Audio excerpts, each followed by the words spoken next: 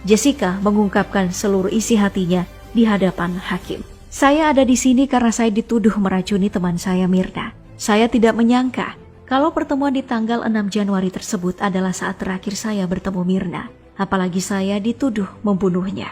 Namun saya sadar kalau tidak ada yang luput dari kehendak Tuhan Yang Maha Esa. Dan selama ini saya diberikan kekuatan yang sangat luar biasa untuk menghadapi cobaan ini. Mirna adalah teman yang baik karena Mirna memiliki sifat yang ramah, baik hati dan jujur dengan teman-temannya. Selain itu, dia juga sangat humoris, kreatif, dan pandai. Walau kita jarang bertemu karena tinggal di negara yang berbeda, tetap sangat mudah untuk menghabiskan waktu berjam-jam bercanda dan mengobrol pada saat bertemu. Tidak pernah terlintas di pikiran saya bahwa Mirna datang dari keluarga yang siap menekan dan mengintimidasi siapapun yang mereka percaya telah berbuat hal yang buruk, walau tanpa penjelasan yang pasti. Itu membuat saya berpikir, apakah mereka menjadi jahat karena kehilangan Mirna? Bagaimanapun juga, saya tidak membunuh Mirna.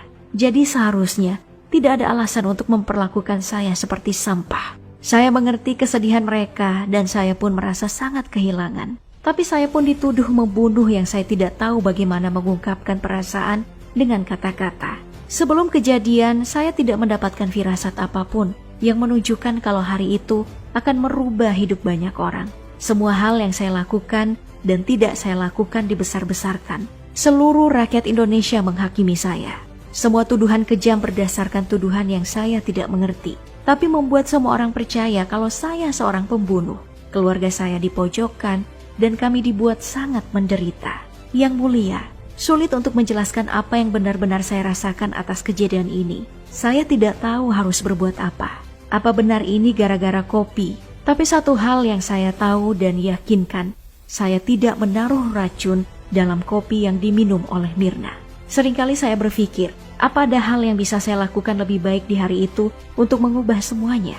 Pikiran ini membuat saya sangat sedih dan tertekan. Dalam waktu yang cukup lama, saya tidak bisa berupaya untuk membela diri. Walaupun kenyataan hidup saya sangat mengerikan, tapi saya yakin kalau Tuhan mendengar doa saya, karena ini adalah doa orang yang tertindas. Pada hari kematian Mirna, mimpi buruk saya dan keluarga saya pun dimulai. Sejak di rumah duka saya sudah dituduh menaruh sesuatu di kopinya Mirna. Lalu polisi tanpa seragam dan identitas mulai berdatangan ke rumah. Bahkan keluarga sekitar terganggu.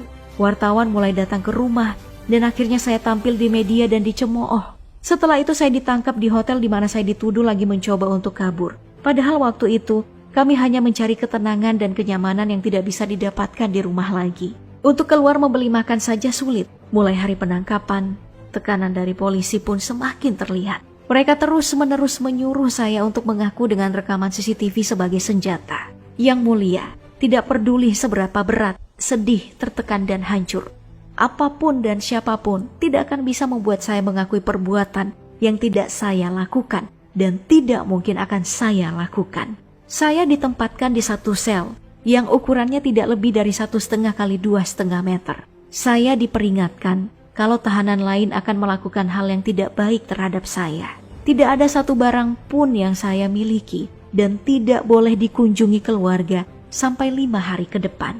Satu-satunya benda yang ada di sana adalah sepotong pakaian kotor di lantai. Sewaktu saya berbaring di sana, saya menangis dan bertanya, apakah yang sudah saya lakukan sehingga saya diperlakukan seperti ini? Saya mencoba mencari orang lain karena saya takut berada di sana.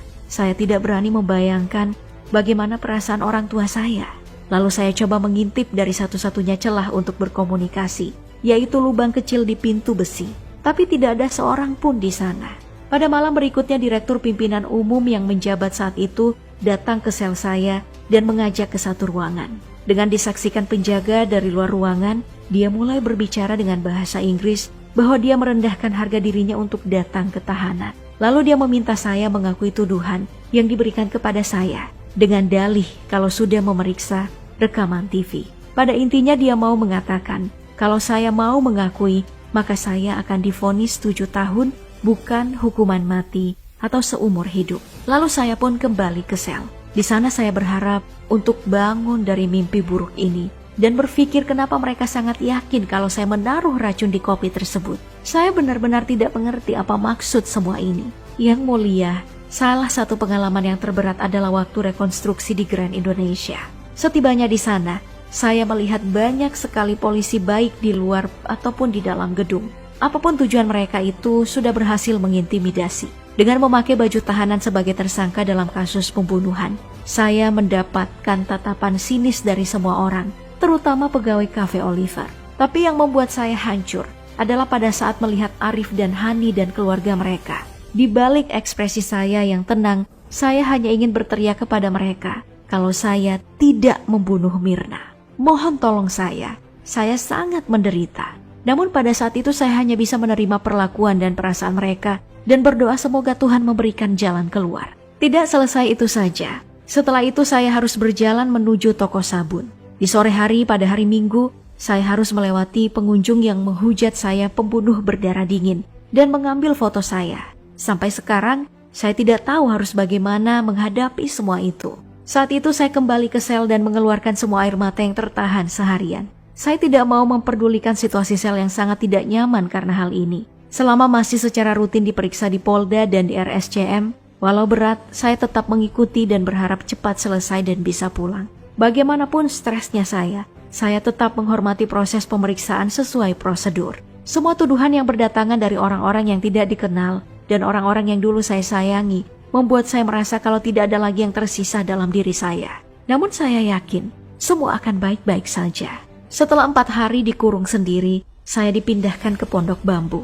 Pertama-tama, saya sangat takut karena begitu banyak orang di sana yang membuat saya khawatir akan peringatan polisi pada saat saya ditahan. Setelah keluar dari isolasi di Polda, saya perlahan mulai bisa mempersiapkan diri untuk bisa menghadiri proses sidang yang menyeramkan ini.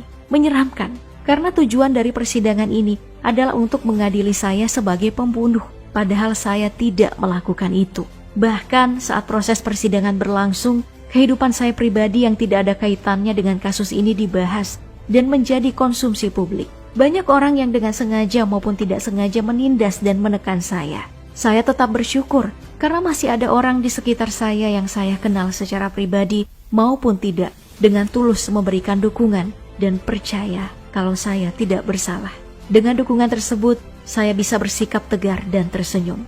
Kalau Yang Mulia dapat berhenti sejenak membayangkan, Yang Mulia berada di posisi saya, Yang Mulia akan bisa mengerti kenapa saya bertanya-tanya apa yang terjadi dan mengapa semua ini sangat membingungkan. Bagaimana bisa orang berbuat jahat seperti ini terhadap saya? Karena pengalaman ini, hidup saya tidak akan kembali seperti semula. Namun saya tidak menyesal telah mengenal Mirna. Dia akan selamanya hidup di hati saya sebagai teman yang baik. Dan dia tahu kalau saya tidak mungkin meracuni orang. Saya memohon Yang Mulia bisa dengan bijak menilai karakter saya, bukan berdasarkan kebohongan. Walaupun sisi baik saya selalu diabaikan di persidangan ini, saya tetap berharap agar Yang Mulia bisa menilai dengan hati yang arif dan bijak dalam menilai karakter saya yang sesungguhnya. Saya bersumpah kalau saya bukan seorang pembunuh. Saya berada di sini dengan tegar dan kuat adalah bukti yang mutlak kalau Tuhan bersama kita semua. Terima kasih Yang Mulia yang sudah mendengarkan saya.